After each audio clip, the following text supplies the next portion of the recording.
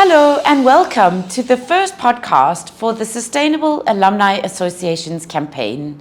I'm Jenny Lawton, team leader of Australia Awards Africa. Many of you who listened to the first general podcast or joined the webinar in March 2024 would already have heard about our Sustainable Alumni Association campaign. But just a reminder, the campaign will run in 2024 and consist of a series of capacity building sessions, both online and in person. They focus on building the professional operations, conduct and sustainability of the existing Alumni Association leadership.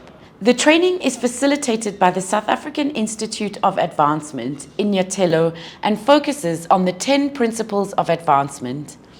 After the training, alumni associations will have been exposed to key fundraising and resource mobilization topics like the fundraising cycle, developing a fundraising plan, proposal writing, sustainable budgeting, and budget proposals for various types of donors.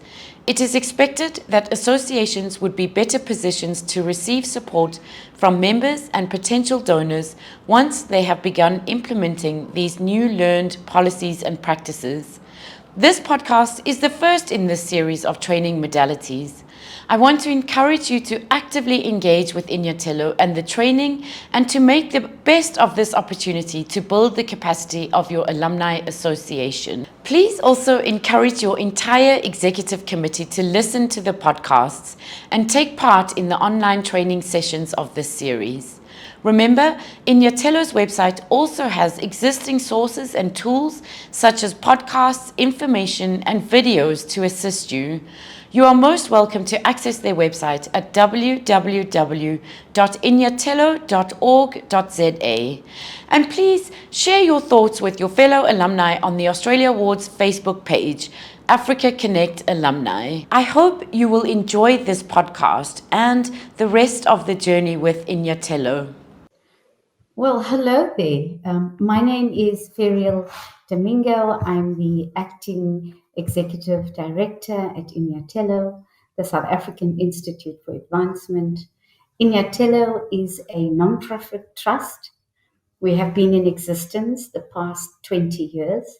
Our mission is to strengthen non-profit organizations, education institutions, philanthropists, corporate social investment, and often we work alongside governments, local and international agencies.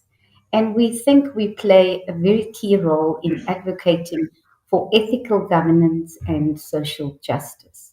And so today I'm really delighted to share insights and good practice on the important topic of strategy and planning for African nonprofits.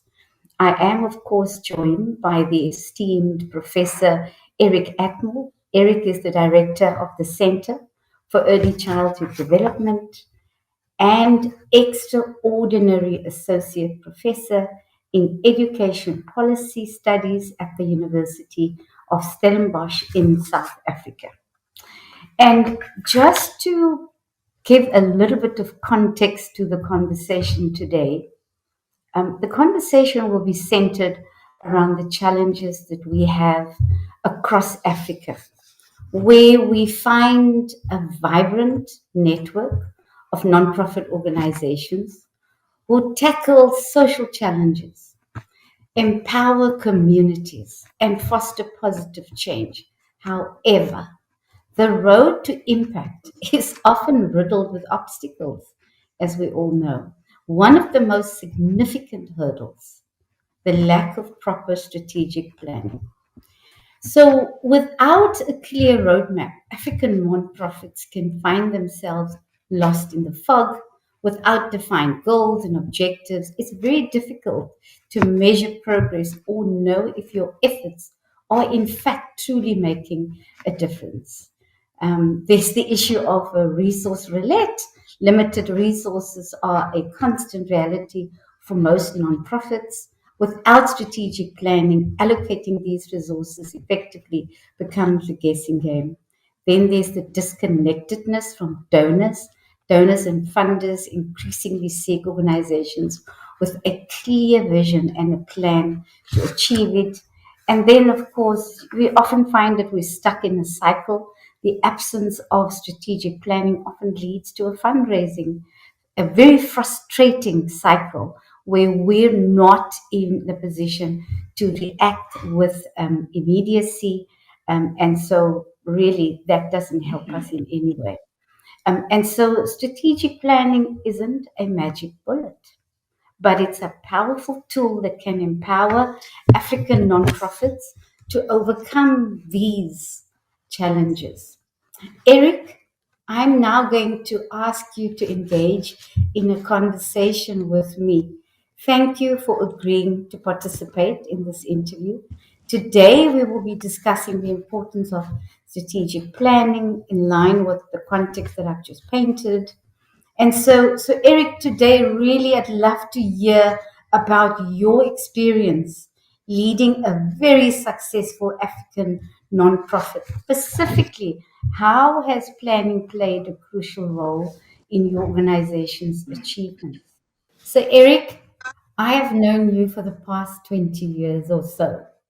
Your organization, the Center for Early Childhood Development, has grown from strength to strength. I've seen that, I've experienced it, and I know you have a great story. But it didn't come easy, right, Eric? So, talk to me about your success story. Can you share a specific example of how your organization used strategic planning to achieve a significant goal? How did your planning process go? And if there's any way you can maybe reference some of the Inyatelo framework, I think you're familiar with the 10 elements, is how did your planning go? What did it take for you to do that? How regular was your planning? Ferial, thank you for placing strategic planning into a context. And the context that you've painted, the picture, has been excellent. Strategic planning, whilst it's one concept, it's broken up into two parts. And the first part is obviously strategy, and the second being planning. For me, strategy is how an organization gets to where it wants to be, whereas planning is the steps taken to achieve or to follow that strategy. And these two are intimately linked. Every organization, every business, every government needs strategic planning because that's your guide to the services that you offer. Once you know where you are going or where you want to go, you can then plan the various steps. And what those steps do is they keep the organization focused and on track. And the analogy I use is a pilot. The pilot knows that when he flies that plane, there are certain markers that he has to reach in order to ensure that he's on the right track. And it's exactly the same for organizations. If you operate with a laissez faire attitude that we'll get there, you need to know where you're going. So we've used the 10 steps that are recommended by Indiantero to guide us, simply because they are logical, they are sequential, and they work. They also enable us as nonprofits to monitor our progress against what we are aiming to achieve, which essentially is your mission and your purpose. The strategy and the plans have to be in alignment with the various communities in which we work. So, whichever communities we work in, whether it's Red Hill in the South Peninsula, Humansdorp in the Eastern Cape, Katu in the far north, we follow a recorded strategy and a set of plans. And that enables us to measure our progress and how we are doing. Thanks, Eric. Eric, without us wanting to sound too theoretical, I'm just wondering if you can maybe describe a situation where your board was involved in strategy and planning, and maybe more the strategy process, and how did that go? Our board gets involved in strategy, obviously, because strategy is a very high order requirement or skill in an organization. So we look at the terrain. Which industry are we in? What do we want to achieve? What is missing in the geographic area where we are operating? How can we overcome obstacles? Those are some of the questions that are asked about strategy. And once we get the answers to that, in consultation with leadership in communities and the early childhood sector in that community, we then say, given that this is where we want to go, how do we get there? And we map out, we record the steps. Now, this can be a tedious process, but it is so essential in order to guide an organization. You know, you cannot turn up at work in the morning and say, right, what are we going to do? There needs to be a plan. And it's that plan that is so important and that leads to success, goals being met, and purpose fulfilled. Right. Eric, great. And you used the key word there, in consultation with various stakeholders. And often we don't take that into consideration. I think sometimes organizations think that the strategic process is an internal process only. So thank you for mentioning that, Eric. That is absolutely critically important. External voices are always welcome when you are developing your strategy. So, Eric, I want to now talk a little bit about adaptability and focus. And so, just in terms of, the kind of dynamic landscape that we operate in on the continent, the African social sector is constantly evolving. That is, the change is ever present. How does strategic planning help nonprofits remain focused on their mission while adapting to the changing circumstances? In cases there's political climates and of course funding opportunities that is always constantly moving. How does one do this, Eric? Furiel, yes, the environment changes, not annually, not every 6 months. The environment changes on a daily basis.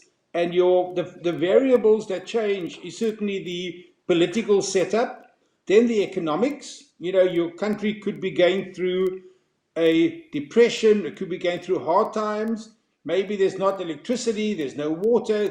All these variables impact on an organization's ability to deliver a program or a service to a needy community. I think nonprofits need to be resilient and aware of what these obstacles are. So, the first part of strategic thinking is, what is the environment like that we are operating in? And we cannot ignore the political, the economic, the social components, because these all impact upon us. In South Africa at the moment, some of our communities are without electricity, others, big cities, are without water. These are all variables that need to be taken into account in your development and in your way forward. So it's critical that we know what's happening, that we are up to date, that we have the knowledge, and that we have the ability to react and respond to this changing environment. What this means is that you never follow a strategic plan word for word, because life happens, the environment changes, and you have to constantly, during this strategic planning process, sit back and say, how are we doing? Are we on track? Are we heading where we want to go? And that again is no different to that pilot who, on the trip from Cape Town to Johannesburg, has many, many markers that he has to pass through. And if he finds he's heading in the wrong direction, say he's heading east rather than north, he has to self correct. And as non-profits, we have to keep asking ourselves, are we on track? Are we doing what is needed in this community? Are we doing what we've promised or committed to delivering? And if not, we then need to correct. And we've had many instances of this because, as I said earlier, life happens. A donor may pull funding, the political actors may change, there may be a natural disaster in that community, and we need to be aware and ready to respond to all of these. Thanks, Eric. So you're talking about a high level of flexibility and adaptability while constantly remaining on track and being in a position to fulfill your mission, right? And so that leads us into the next question around resource allocation. Strategic planning is often seen as a tool for allocating resources effectively. And so, can you elaborate, Eric, on how the Center for Early Childhood Development uses strategic planning to prioritize initiatives that best fulfill your mission? Are there any specific tools or strategies you found particularly helpful to your work? Furiel, once we have our strategy, we've consulted widely, we've looked at the political, economic, and social environment, and we've developed our plan. Once we've got that, we are better able to determine what resources are needed and plan to get those resources. And you are dead right. You cannot get resources or seek resources without knowing why you need it. And that enables you to allocate your resources. That process enables you to allocate your resources more appropriately and more effectively, thereby meeting your goals and your objectives. So we have to constantly measure our progress against plans and see if our resource allocation for each item in that program is appropriate and is still needed.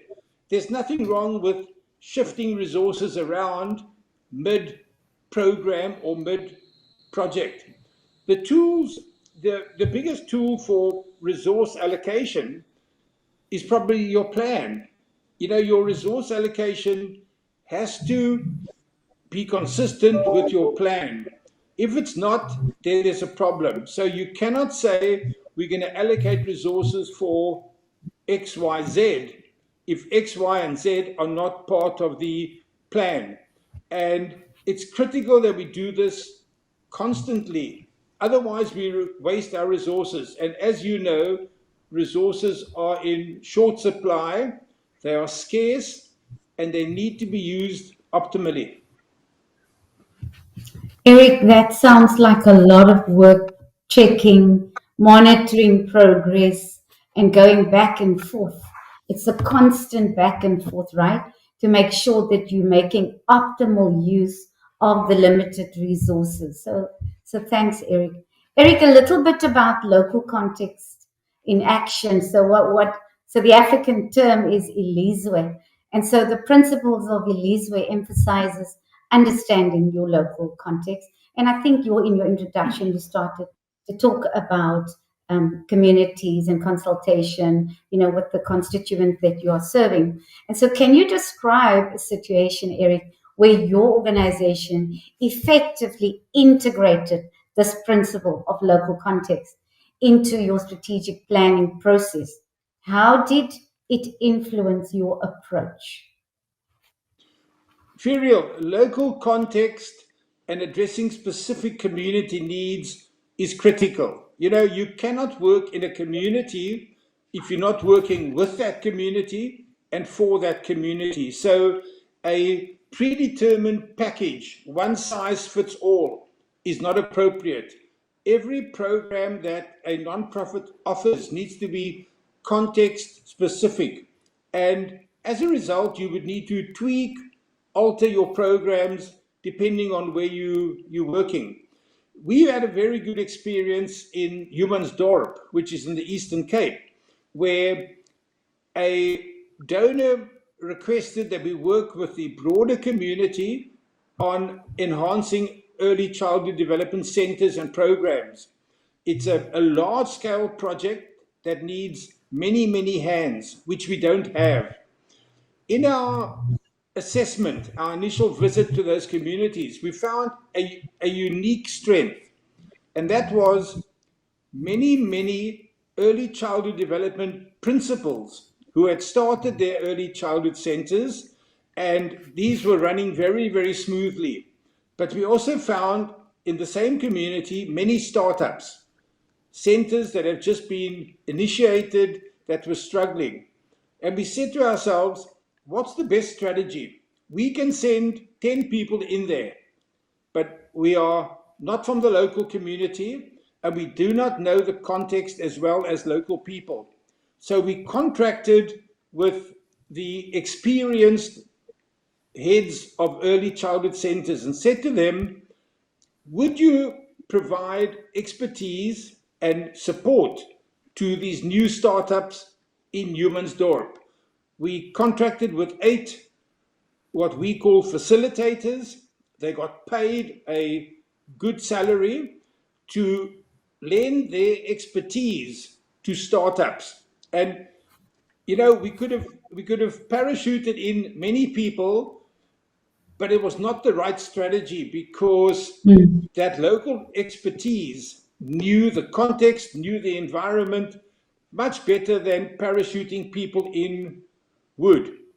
We ran this past the local political structures who saw the value in using local expertise, and it's worked really, really well because number one, 8 individuals, and in this case, adult women with lots of experience, have supported their salaries way beyond what they were earning Mm. before. But a Mm. bigger part of the project is that it brought local expertise, which is so critical, which cannot be found in textbooks and in reports. You need it on the ground. We need that high level of expertise. And so this has worked really, really, really well so that it's become part of our ethos and part of our practice to use local people in local communities. And we've replicated this in Lourisfontein, which is in the Northern Cape, in Kucha in the Eastern Cape, and in Katu in the northern parts of the country. So it's become part of our standard practice. And this is an example of how we've learned from community expertise and not from textbooks. So it was a planned approach, and it's now part of the way you do things. So that's Once we great, once we Eric. saw the context, once we saw the context, we knew that that had to be pulled into our strategy and into our plans. And Mm. that project is now been going for 3 years. It's got 2 years of funding left. But when the project is finished, those 8 facilitators will carry it forward. Great, great. So you'd have developed the capacity for sustainability of that particular communities. Well done, Eric. Eric, a little bit about Ubuntu now, collaboration success story. The principles of collaboration, encouraging the building of strong relationship with stakeholders. You've actually alluded to already. Can you share a story of how collaboration with other organizations, and you've already spoken about community members, enhanced your strategic planning process and the outcomes? Furiel, collaboration and stakeholder engagement are essential. That's not wisdom, that's just best practice. If we're not doing that in 2024, then we're not doing it correctly. So, a good example of that and of working with other organizations is work we're doing in Red Hill, which is in the southern part of the Cape Peninsula. Here we work closely with existing early childhood development centers. Our field worker lives in the community. She's rooted there, and she's drawn in other organizations to pick up on areas where we lack the capacity or the ability. So, for example, gender-based violence. That's a specialist field, and she's brought in other organizations to help in that community and to assist women with gender-based or combating gender-based violence. It's also a community where there's a lot of teenage pregnancy, and she's brought in health practitioners to assist with that. So stakeholder collaboration is so critical. You know, one organization cannot do everything. There's such a multitude of skills and capacity that is needed.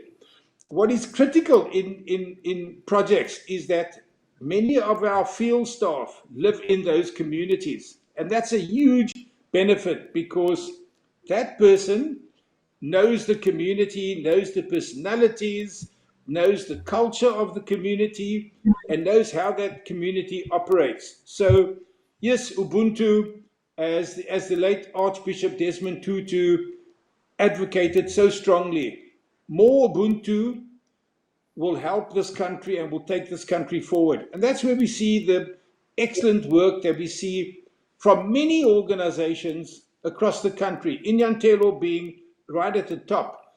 And it's that Ubuntu, the willingness that I am because of you, that is so critical. Thanks, Eric.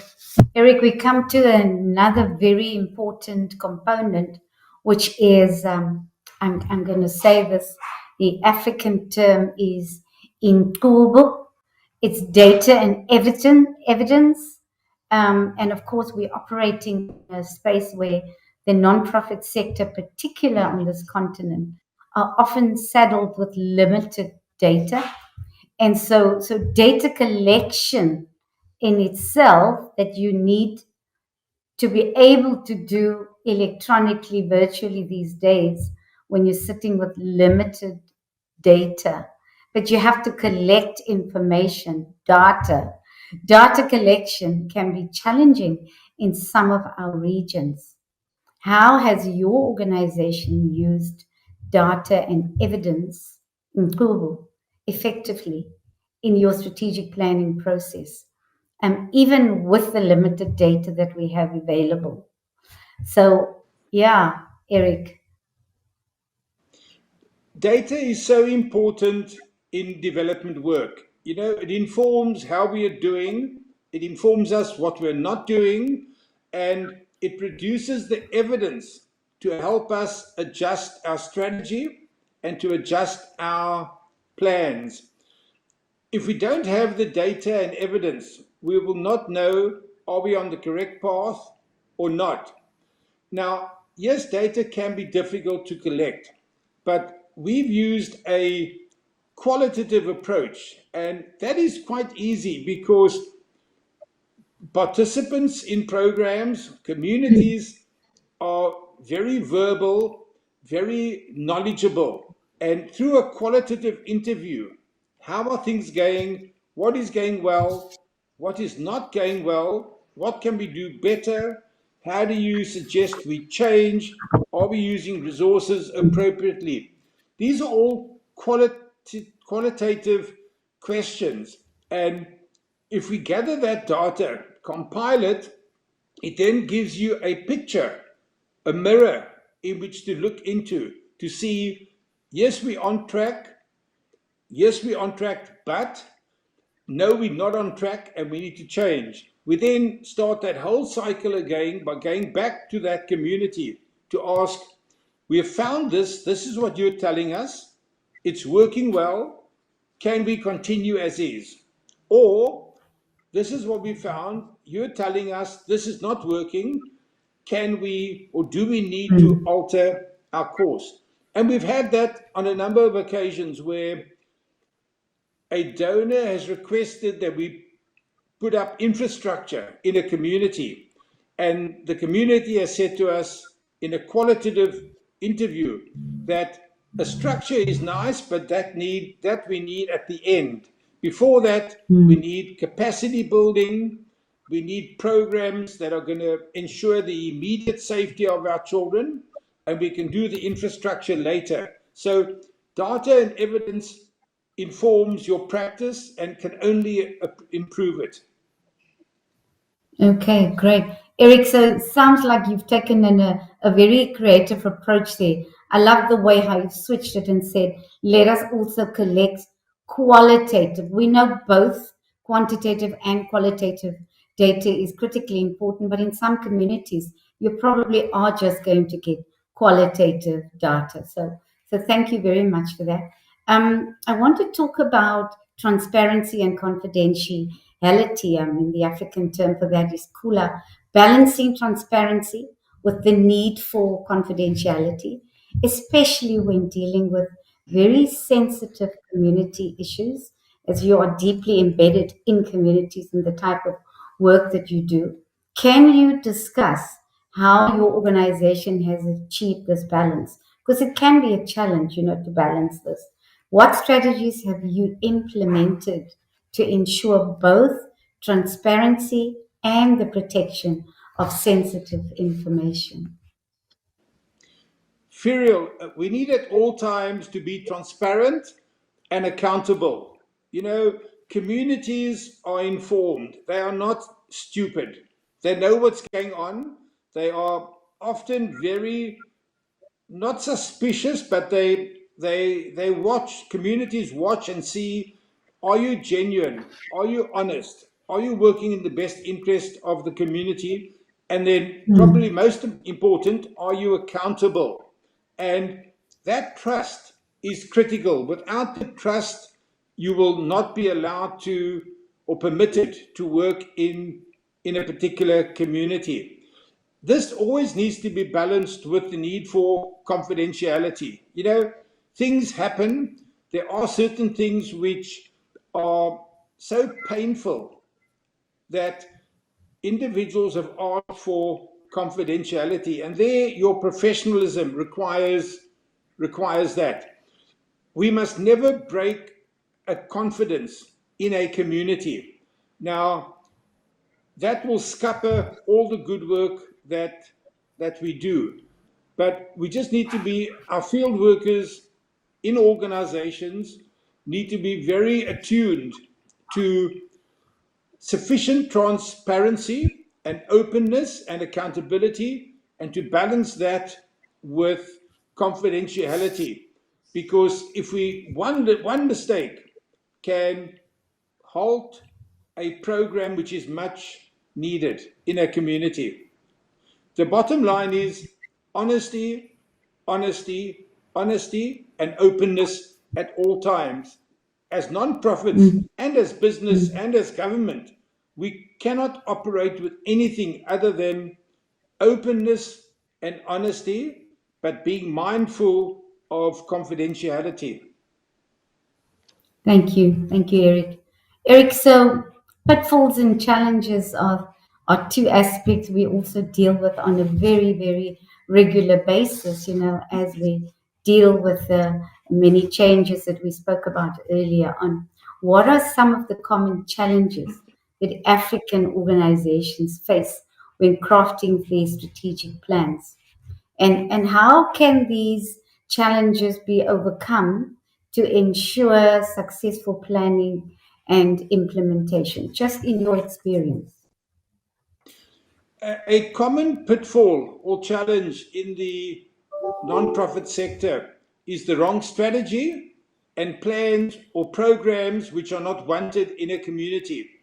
The An example from when I was much younger, in my first position in Bishop Lavis, working with gangs and youth who were involved in criminal activities and violence, is when the politicians got involved. You will recall the days of the old coloured management committees. When the politician in this apartheid structure was asked, what does this community need? He came up with the concept of a trim park. Now, you know, a trim park is an area where you go to get fit. And he wanted this placed in the middle of a community that was rampant with violence and crime and juvenile delinquency. Now, that's an example of a common pitfall where there's a disjoint between what the community wants and what the politicians want. Now, I'm talking about the early 80s when there was a corrupt political system in place, and puppets were appointed as politicians. So, a common pitfall is our programs and our projects have to be consistent with what communities need and what they express that they actually want. And the way to ensure that the program is what is genuinely needed is to consult, to consult, and to consult. It cannot just be a tick box exercise where we speak to high profile political figures or business people. We have to speak to the real community. And then another pitfall in strategic planning is not to constantly monitor your strategy and your plans and your resources. Because one of the worst things we can do is to start a large scale program and suddenly find that the resources are running out or the resources have run out, and we then have to stop the program. We really need to set realistic and achievable targets and ensure that our program carries community support. That's an antidote against the pitfalls, which are many. Thanks, Eric. I mean, certainly comes from a place with many, many years of experience, and you've had your ups and downs, and you've seen and experienced many pitfalls and challenges. So I take your points very seriously. Eric, it's been really good talking, and I'm now going to wrap up. So thank you for sharing your very valuable insights, Eric.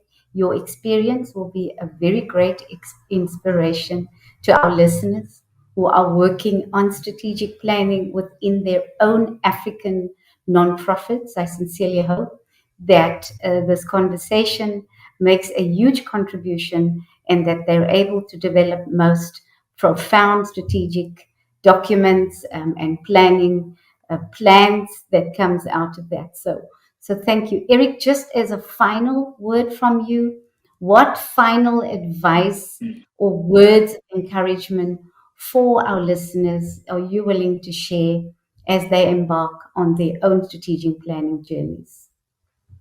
Furiel, you mentioned earlier that we've known each other for 2 decades, if not longer.